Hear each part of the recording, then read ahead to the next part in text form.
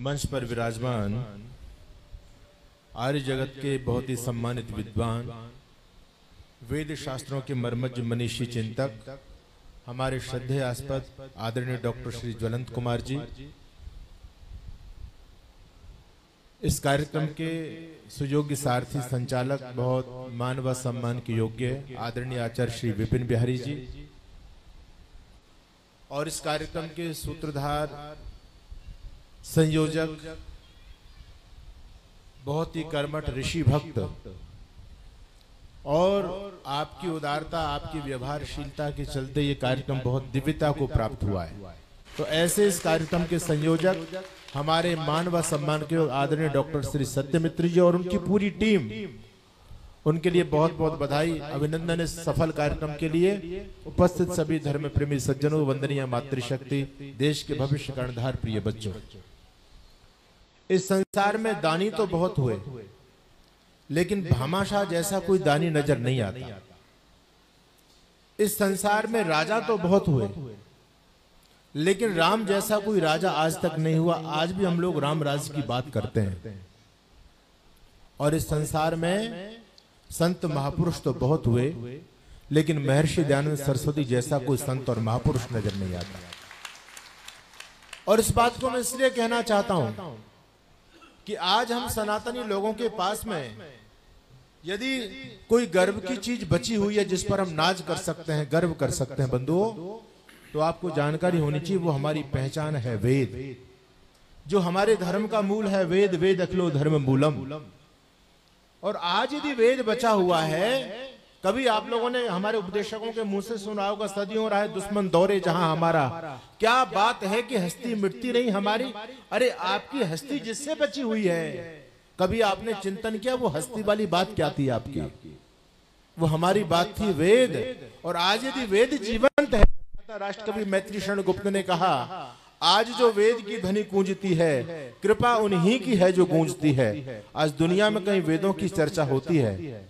आज नासा जैसा वैज्ञानिकों का संस्थान आज वेदों पर रिसर्च करता है। सोचने वाली बात है कि नासा के अंदर कोई आर्य समाजी लोग नहीं बैठे हुए, वहां ज्यादातर लोग क्रिश्चियन लोग हैं। आज तक कोई क्रिश्चियन वैज्ञानिक, कोई नासा के वैज्ञानिकों ने बाइबल पर रिसर्च नहीं किया, कुरान पर रिसर्च नहीं किया, जिंदावस्ता तौरेत इंजील पर रिसर्च नहीं किया। आज दुनिया यदि रिसर्च करती है तो वेदों पर रिसर्च करती है, और उसका श्रेय यदि किसी को जाता है तो महर्षि दयानंद सरस्वती को जाता है बंधुओं। और वो इसलिए जाता है, आप लोगों ने बात को सुना होगा, आज नासा जिन पर रिसर्च करता है, इन्हीं वेदों के बारे में कभी ये कहा जाता था कि वेद तो गडरियों के गीत हैं, वेद तो जंगलियों की पुस्तक है। जिन पुस्तकों को जंगलियों की पुस्तक कहा करते थे ये लोग, आज वही लोग उन्हीं पुस्तकों पर रिसर्च कर रहे हैं बंधुओं। आखिर ये चमत्कार क्या हुआ? ये चमत्कार किसने किया? ये चमत्कार किया महर्षि स्वामी दयानंद सरस्वती ने। महर्षि स्वामी दयानंद सरस्वती से पूर्ववर्ती भी बहुत सारे विद्वान हुए, धन्यवाद, बहुत सारे विद्वान हुए। आचार्य शंकराचार्य, जिन्होंने वेद धर्म की स्थापना के लिए बहुत प्रयास किया, हम उनका सम्मान करते हैं। वेदों का भाष्य तो उन्होंने नहीं किया, लेकिन वेद को स्थापित करने में उन्होंने बहुत प्रयास किया। और भी बहुत सारे भाष्यकार हुए, लेकिन आज भी दुनिया में यदि सर्वाधिक प्रामाणिक वेद भाष्य माना जाता है तो महर्षि दयानंद सरस्वती का ही माना जाता है। आज ये पाखंडी लोग चिल्लाते हैं, आदरणीय डॉक्टर साहब बोल रहे थे, राम भद्राचार्य जैसे आपको शंकराचार्य चिल्लाते हैं कि स्वामी दयानंद सरस्वती ने तो ऋषि परंपरा से हटकर के वेदों का भाष्य किया है। बंधुओं, सोचने की बात यह, ऋषि दयानंद सरस्वती ने वेदों का भाष्य ऋषि परंपरा से हटकर के नहीं किया। ऋषि दयानंद सरस्वती ने तो ऋषियों की परंपरा का अवगमन किया है। लोग ऋषियों की परंपरा को भूल चुके थे, लोग वेदों का मनमाना अर्थ करने लग गए थे। वेद का क्या परंपरा है, वेद के अर्थ करने की क्या योग्यता होनी चाहिए, वो उसके पात्र नहीं थे। लेकिन फिर भी वेद का जब उन्होंने अर्थ करना चाहा तो अर्थ ना करके अनर्थ कर बैठे। और वास्तव में दुनिया के लोगों ने कहा था ना वेद जंगलियों की पुस्तक है, वो ऐसे नहीं कह दिया लोगों ने। जब भाष्यकारों के वेद भाष्यों को पढ़ा तो लोगों ने कहा ये वेद जिनको लोग ये कहते हैं ईश्वरीय वाणी है, ये भी कोई ईश्वरीय वाणी है, इसमें तो बेकार की बातें लिखी हुई है। जैसे उदाहरण के लिए सायणाचार्य बहुत प्रसिद्ध वेद भाष्यकार माने जाते हैं। सायणाचार्य वेद के अंदर इतिहास मानते हैं, और सायणाचार्य ही नहीं, जितने भी पौराणिक लोग हैं आज भी सारे के सारे पौराणिक लोग वेद में इतिहास को मानते हैं। सायणाचार्य एक मंत्र के भाष्य करते हुए लिखते हैं, अब देखो ये स्थिति क्या हो रही है पौराणिक लोगों की। सायणाचार्य कहते हैं कि 3 ऋषि थे, एक का नाम एकत, एक का नाम द्वित और एक का नाम त्रित। 3 ऋषि हैं। तीनों ऋषि जा रहे हैं, जंगल में गए तो उनको प्यास लगी, पानी कहीं नहीं मिला, पानी के लिए बड़े परेशान हैं। तो उनको एक कुआं नजर आया। कुएं पर जब पहुंचे तो एकत ऋषि कुएं के ऊपर चढ़ गए, दोनों ऋषि नीचे खड़े हुए हैं। एकत ऋषि ने बाल्टी से रस्सा से कुएं से पानी खींचा और कुएं से पानी खींचने के बाद में उस एकत ऋषि ने दोनों ऋषियों को पानी पिलाया। दोनों ऋषियों को पानी पिलाने के बाद में जब उसने खुद अपने पीने के लिए दोबारा से बाल्टी से कुएं से पानी खींचने का जब प्रयास किया तो उन दोनों ऋषियों ने एकत ऋषि में धक्का मार दिया और एकत ऋषि को कुएं में गिरा दिया। वह एक रथ का पहिया पड़ा हुआ था, तो उन दोनों ऋषियों ने रथ के पहियों को उठा करके कुएं के मुंह को ढक दिया, जिससे एकत ऋषि कुएं से बाहर न निकल जाए। अब एकत ऋषि कुएं में पड़ा हुआ भगवान से क्या प्रार्थना कर रहा है, ये प्रार्थना इस मंत्र में की गई है। जब ऐसे ऐसे वेदों के अर्थ किए, अनर्गल अर्थ, मूर्खतापूर्ण अर्थ, बेपैर की बातें, बिन बुद्धि की बातें, उल जुलूल जब वेदों का अर्थ किया, तब विदेशी लोगों ने कहा कि वेद तो गडरियों के गीत हैं, वेद तो जंगलियों की पुस्तक है। बंधुओं, जिन जंगलियों की लोग जिन वेदों की ऋचाओं को जंगलियों की पुस्तक कहा करते थे, जंगलियों की रचना कहा करते थे, उन्हीं वेदों के अंदर से जब महर्षि दयानंद सरस्वती ने उद्घोष किया कि वेद सब सत्य विद्याओं का पुस्तक है, जिसको लोग जंगलियों की पुस्तक कहते थे, ऋषि दयानंद कहते थे वेद सब सत्य विद्याओं का पुस्तक है। Every faculties of science are available in the Vedas. वेदों के अंदर साइंस के सारे सिद्धांत मूल रूप में विद्यमान हैं। जब ऋषि दयानंद सरस्वती ने वेदों का अर्थ किया तो इस सारी पौराणिक पोप मंडली में खलबली मच गई। अरे दयानंद, तुम ऋषि परंपरा से हट करके वेदों का अर्थ कर रहे हो। वेदों के अंदर तो पूजा पाठ की बातें हैं, वेदों के अंदर तो कर्म कांड की बातें हैं, तुम वेदों में विज्ञान की बात कहां से लेकर के आ गए। और याद रखिएगा, महर्षि दयानंद सरस्वती के समय में कोई एरोप्लेन नहीं उड़ा करते थे। ऋषि दयानंद के समय में कोई इलेक्ट्रिसिटी, बिजली नहीं हुआ करती थी। लेकिन जब महर्षि दयानंद सरस्वती वेदों का भाष्य करते हैं तो ऋषि अपने वेद के भाष्य के अंदर विमान विद्या का वर्णन करते हैं, बिजली विद्या का वर्णन करते हैं, इलेक्ट्रिसिटी की बात महर्षि दयानंद सरस्वती करते हैं, पेट्रोलियम आदि पदार्थ की चर्चा महर्षि दयानंद अपने वेदों के भाष्य में करते हैं। तो लोगों ने कहा कि दयानंद ये क्या अर्थ कर रहे हो, एरोप्लेन क्या होता है, ये वायुयान क्या होता है, वेदों में का वायुयान विद्या है। ऋषि दयानंद सरस्वती कहते हैं कि हाँ, वेदों में सब कुछ है, वेदों में सारे के सारे सिद्धांत मूल रूप में विद्यमान हैं। लेकिन ये पौराणिक मंडली इस बात को स्वीकार करने के लिए तैयार नहीं हुई। इन्होंने ऋषि दयानंद जी महाराज के पीछे अभियान चलाया कि दयानंद तो मनमाना अर्थ कर रहे हैं, दयानंद मनमाना अर्थ कर रहे हैं। लेकिन महर्षि दयानंद सरस्वती न रोके न झुके, अनवरत रूप से आगे बढ़ते रहे और वेदों का वो भाष्य किया महर्षि दयानंद सरस्वती ने कि आज भी जो हमारे पौराणिक भाई बंधु भले चाहे महर्षि दयानंद और आर्य समाज को पानी पी पी करके गालियां देते हो, लेकिन बंधुओं जब इनकी गर्दन कहीं फंसती है तो इनको दयानंद ही याद आता है, आर्य समाज याद आता है, दयानंद का वेद भाष्य याद आता है। मैं आपको इतिहास की बात बता रहा हूं। दिल्ली के रामलीला मैदान की बात है। एक पंडित जी महाराज कथा कर रहे थे। पंडित जी कथा कर रहे थे, 7 दिन की कथा थी। उस कथा के अंदर एक पादरी साहब आ गए। पादरी साहब के थैले में वेद की पोथी, वेद की पुस्तक पड़ी थी, यजुर्वेद। पादरी ने आकर के पंडित जी से कहा, पंडित जी आप लोग सनातनी वेदों को मानते हैं, हम तो वेद को नहीं मानते, हम तो बाइबल को मानते हैं। पंडित जी कहते हैं हम वेदों को मानते हैं। बोले वेदों में क्या है आप बताएंगे? पंडित जी ने कहा वेदों में बहुत अच्छी अच्छी बातें हैं, वेद ईश्वरीय ज्ञान है, वेद में सारी विद्या भरी पड़ी है। तो उसने कहा कि पंडित जी आप सही बोल रहे हो? बोले हाँ मैं सही बोल रहा हूँ। अब पंडित जी ने वेद कभी पढ़े नहीं थे, केवल वेदों का नाम तो सभी सुना है, आप लोगों ने भी नहीं, आप लोगों ने भी सुना है, लेकिन पढ़े तो नहीं है। वही स्थिति पंडित जी की थी। पंडित जी ने कहा वेद तो ईश्वरीय वाणी है, वेद में तो अच्छी अच्छी बातें भरी पड़ी है। तो उस पादरी ने अपने थैला से यजुर्वेद निकाला और कहा पंडित जी देखो ये तुम्हारा ही वेद है ना? बोले हाँ हाँ हमारा वेद है, कहना क्या चाहते हो? बोले एक बार अपने हाथ में लेकर के देख लो, उलट पलट करके देख लो, ये वेद हमारे छापे तो नहीं, आप लोगों के छपे हुए हैं ना। पंडित जी ने यजुर्वेद का भाष्य अपने हाथ में लिया और उसको जब पंडित जी ने उलट पलट करके देखा, पंडित जी का भैया हमारा ही है, तू कहना क्या चाहता अपनी बात कहे।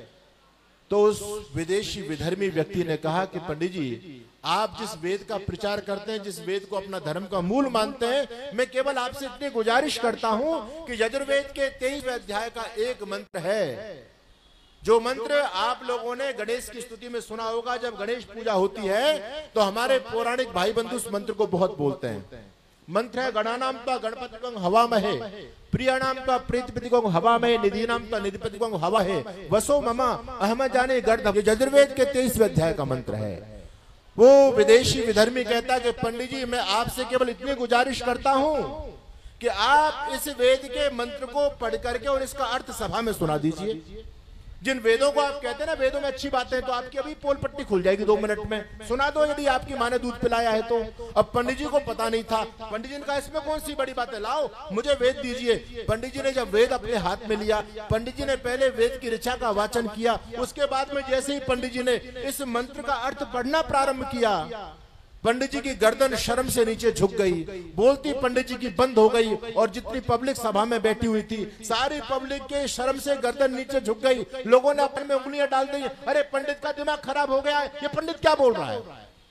पंडित जी पूरा अर्थ नहीं पढ़ पाए। और बंधुओं, उस मंत्र का अर्थ आप भी नहीं पढ़ सकते हो। पति पत्नी एकांत में बैठ करके उस मंत्र के अर्थ का वाचन नहीं कर सकते। मैं चैलेंज के साथ में इस बात को बोलता हूं। तो बात छोड़ो, इतना अश्लील, इतना गंदा, इतना भद्दा अर्थ है। और केवल एक सायण का नहीं है, जितने पौराणिक भाष्यकार हुए सबने उसका मटियामेट कर दिया है, सबने सत्यानाश कर दिया है। अब उस विधर्मी के हाथ वो मंत्र लग गया।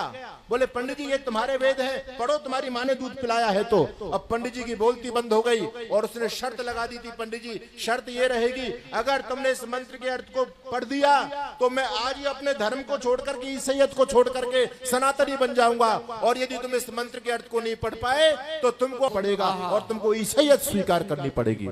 पंडित जी अपनी प्रतिज्ञा के अंदर फंस गए। इतिहास की बात बता रहा हूं, कोई कपोल कल्पित बात आपको नहीं बता रहा हूं। पंडित जी अपनी प्रतिज्ञा के अंदर फंसे हुए थे। पंडित जी मंत्र का अर्थ नहीं पढ़ पा रहे थे। पंडित जी का चेहरा एकदम उतर आया। पंडित जी बड़े परेशान होने लगे, अब क्या होगा, अब तो मुझे अपना धर्म छोड़ना पड़ेगा। अरे वेदों की निंदा हो रही है, हमारे सनातन धर्म पर विदेशी उंगली उठा रहा है, मैं कैसे अपनी कथा समाप्त हुई। उस व्यक्ति ने कहा, पंडित जी लगभग 4 दिन अभी आपके पास में और है, मैं प्रतिदिन आपकी कथा में आऊंगा और आपसे यही गुजारिश करूंगा कि यदि तुम में दम है तो आने वाले 4 दिन के अंदर कभी भी तुमको चैलेंज है, इस मंत्र का अर्थ मुझे पढ़ करके सुना देना। पंडित जी ने बहुत सारे वेदों के भाष्य मंगाए। पंडित जी जिस वेद भाष्य को पढ़ करके देखे, वही गंदा, वही भद्दा अर्थ किया हुआ है। अब पंडित जी की तो स्थिति बहुत खराब हो गई। धीरे धीरे समय व्यतीत होता चला जा रहा है, कथा का समापन होने वाला है। पंडित जी का दिन रात की नींद गायब हो गई, दिन का चैन गायब हो गया। अब पंडित जी की तो स्थिति खराब हो गई। पंडित जी को रात में नींद नहीं आ रही है, 1 दिन बचा हुआ है।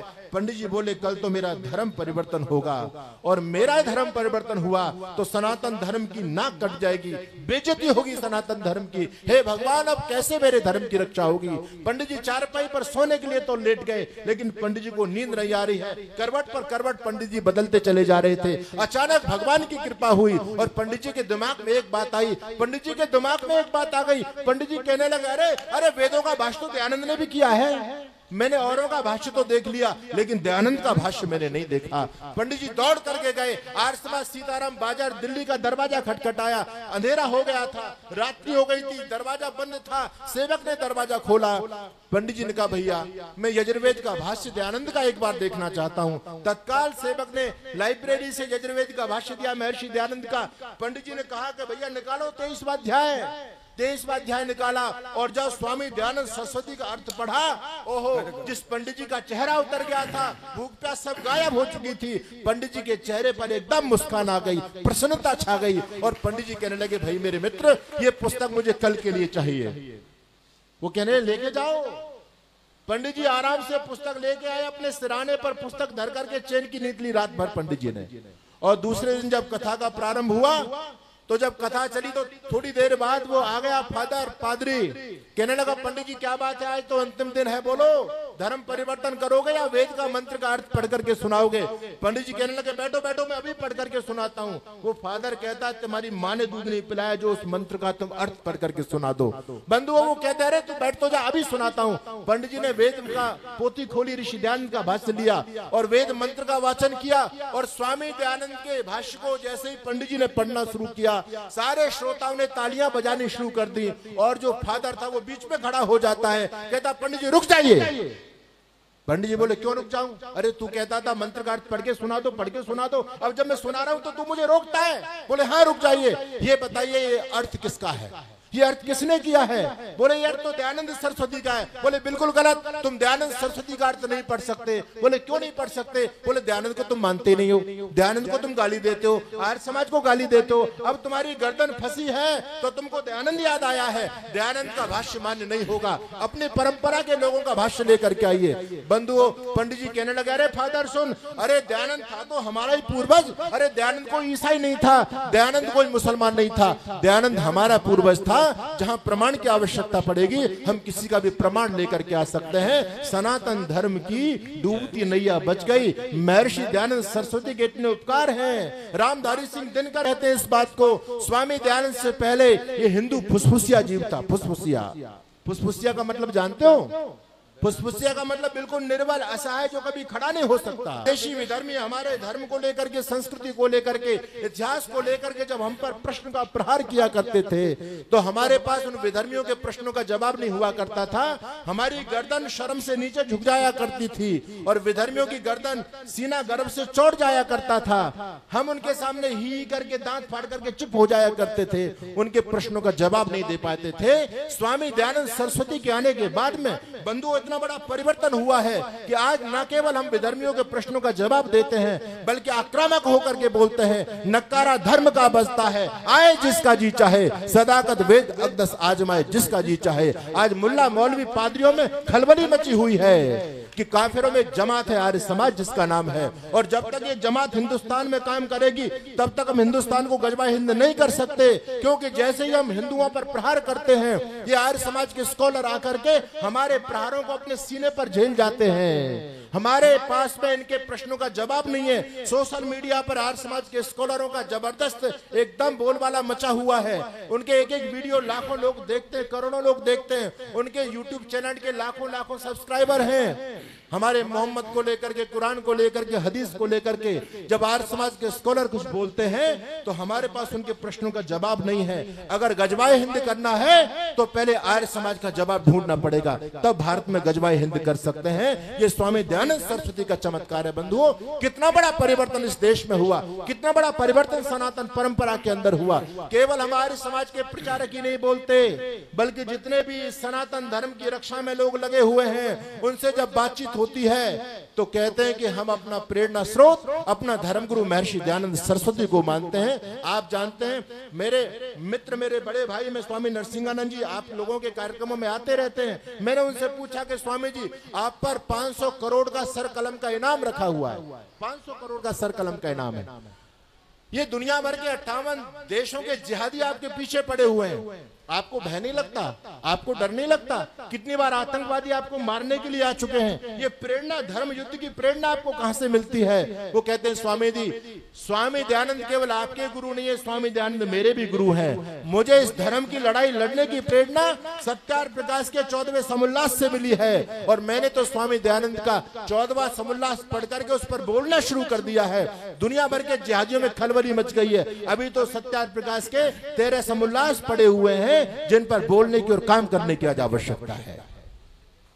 श्री सुरेश चौहान के जो सुदर्शन न्यूज चैनल के मालिक हैं, एक कार्यक्रम में मेरी उनसे बातचीत हुई तो वो अपने कार्यक्रम में बोल रहे थे कि हम हिंदू लोगों के पास में आज अपने धर्म की वैज्ञानिक व्याख्या करने की कोई पुस्तक है जिसमें समग्र सनातन धर्म की जानकारी है तो वो पुस्तक का नाम है सत्याग्रह प्रकाश। मैंने हजारों सत्याग्रह प्रकाश बांट दिए और अभी दिल्ली पुस्तक मेले से हजारों सत्याग्रह प्रकाश में फिर लेकर के आया हूँ। सनातन धर्म की रक्षा सत्याग्रह प्रकाश के द्वारा हो सकती है, महर्षि दयानंद के चिंतन के द्वारा हो सकती है। मैं आपके बीच में निवेदन कर रहा था, जब जब स्वामी दयानंद सरस्वती ने वेदों का भाष्य किया तो पौराणिक पाखंडियों के पेट में खलबली मच गई। अरे दयानंद तुम क्या कर रहे हो, तुम अर्थ का अनर्थ कर रहे हो, अर्थ का अनर्थ कर रहे हो, चिल्लाने लगे।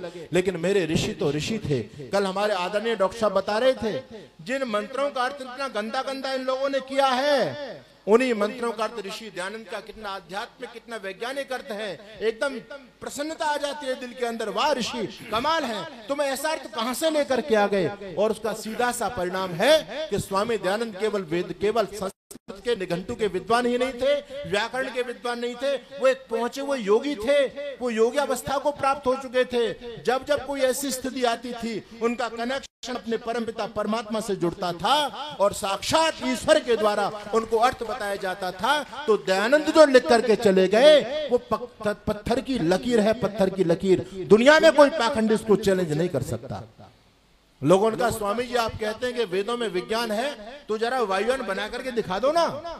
ऋषि दयानंद कहते हैं वेदों के द्वारा वायुयान बना सकते हैं हम, लेकिन वायुयान बनाने से पहले देश के युवाओं का चरित्र बनाना ज्यादा महत्वपूर्ण है। मैं देश के युवाओं का चरित्र बनाना चाहता हूं, और जब मेरे देश का युवा खड़ा हो जाएगा तो इन्हीं वेदों के आधार पर कोई वायुयान भी बना करके दिखा देगा। और दुनिया इस बात की साक्षी है। ये तथ्य आप लोगों से छिपाया गया है, लेकिन मैं आपके बीच में बोलना चाहता हूं, दुनिया इस बात की साक्षी है। ऐतिहासिक बात मैं आपको बता रहा हूं। आप लोगों को तो ये पढ़ाया गया कि दुनिया में सबसे पहला विमान किसने बनाया, तो आप लोगों को बताते हैं कि राइट ब्रदर्स ने बनाया। राइट ब्रदर्स ने कब बनाया, 1903 में बनाया।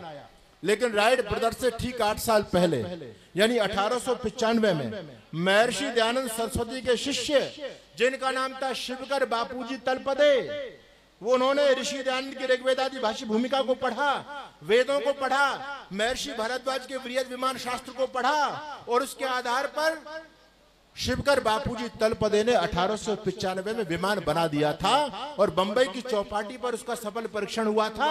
उस समय के बंबई हाईकोर्ट के जज हुआ करते थे महादेव गोविंद रानाडे, और बड़ौदा के राजा सयाजीराव गायकवाड़ जैसी अनेक गणमान्य हस्तियां वहां पर विद्यमान थी। और अनेक लोगों की उपस्थिति में शिवकर बापूजी तलपदे ने विमान उड़ा दिया था, और उसका परीक्षण दुनिया ने देखा था।